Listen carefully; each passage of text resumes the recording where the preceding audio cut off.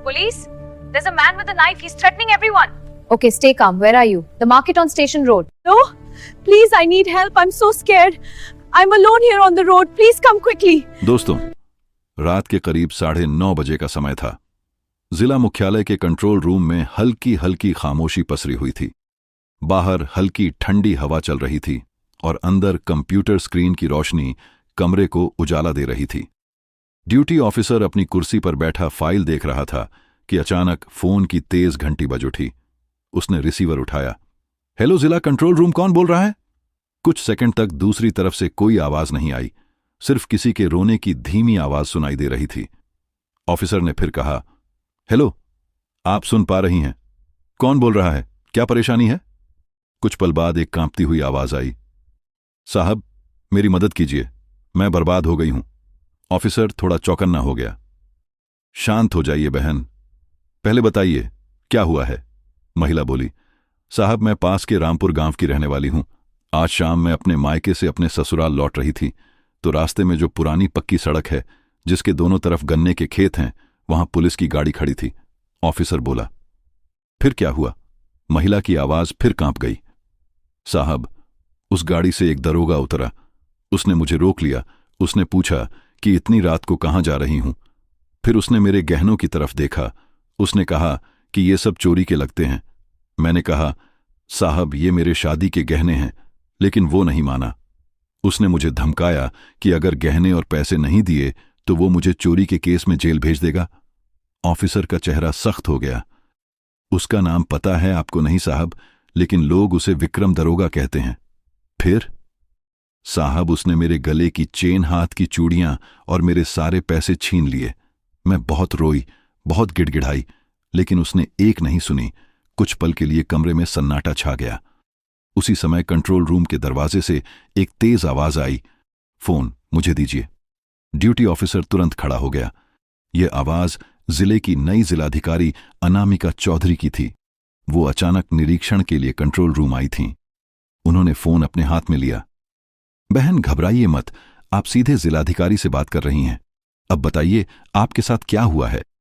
महिला रोते हुए बोली, मैडम, मैं बहुत गरीब परिवार से हूं। ये गहने मेरी शादी के थे।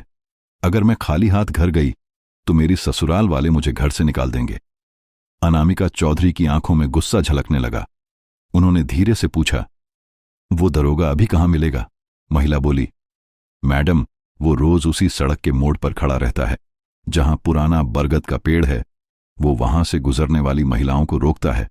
लोग डर के मारे कुछ नहीं बोलते। अनामिका कुछ सेकंड सोचती रहीं, फिर बोली, अगर मैं अभी डीएम बनकर जाऊंगी तो वो सावधान हो जाएगा, लेकिन अगर मैं एक आम महिला बनकर जाऊं तो वो खुद अपने जाल में फंस जाएगा। महिला घबरा गई। मैडम, वो बहुत खतरनाक आदमी है। अनामिका शांत आवाज में बोली, डरिए मत, अब उसका खेल खत्म होने वाला है। अगली सुबह जिलाधिकारी कार्यालय में हलचल थी। अनामिका चौधरी ने अपने विश्वसनीय अधिकारियों को बुलाया। उन्होंने कहा, आज मुझे एक जगह जाना है, लेकिन किसी को पता नहीं चलना चाहिए। एक इंस्पेक्टर बोला, मैडम, आप बताइए, हम टीम भेज देते हैं। अनामिका ने सिर हिलाया, नहीं, अगर पुलिस गई तो वो बच जाएगा, मुझे खुद जाना होगा। कमरे में बैठे सभी अधिकारी हैरान रह गए। मैडम, ये बहुत खतरनाक हो सकता है, अनामिका बोली। अगर प्रशासन अन्याय से डरने लगे तो जनता किसके पास जाएगी? दोपहर के करीब 3 बजे एक साधारण कपड़े पहने महिला अपनी छोटी कार लेकर शहर से बाहर की सड़क पर जा रही थी। वो कोई और नहीं बल्कि जिलाधिकारी अनामिका चौधरी थीं। उन्होंने जानबूझकर साधारण साड़ी पहनी थी। गाड़ी धीरे धीरे उस सड़क की तरफ बढ़ रही थी। कुछ दूरी पर एक पुलिस जीप खड़ी दिखाई दी। जीप के पास एक मोटा सा दरोगा खड़ा था। वही था विक्रम सिंह। उसने दूर से गाड़ी को देखा और मुस्कुराया। उसने हाथ देकर गाड़ी रोक दी। अनामिका ने गाड़ी रोक दी। विक्रम सिंह खिड़की के पास आया। अरे मैडम, कहां जा रही हो इतनी जल्दी? अनामिका ने सख्त आवाज में कहा, आपको इससे क्या मतलब? विक्रम हंस पड़ा। मतलब है, क्योंकि मैं यहां का दरोगा हूं और इस सड़क पर जो भी आता है पहले मुझसे होकर गुजरता है। अनामिका बोली तो। विक्रम ने उनकी चेन की तरफ देखा। इतने गहने पहनकर अकेले घूमना खतरनाक है। अगर सुरक्षित जाना है तो थोड़ा सहयोग करना पड़ेगा। कैसा सहयोग? अनामिका ने पूछा। विक्रम ने धीमी आवाज में कहा, जो गहने पहने हैं और जो पैसे हैं सब दे दो, फिर आराम से चली जाना। अनामिका बोली, अगर मैं मना कर दूं? विक्रम की आंखें लाल हो गईं। तो चोरी का केस बनाकर जेल भेज दूंगा। मेरे इलाके में मेरी मर्जी चलती है। फिर उसने सिपाहियों से कहा, दरवाजा खोलो और मैडम को गाड़ी से उतारो। कुछ देर बाद अनामिका को थाने लाया गया।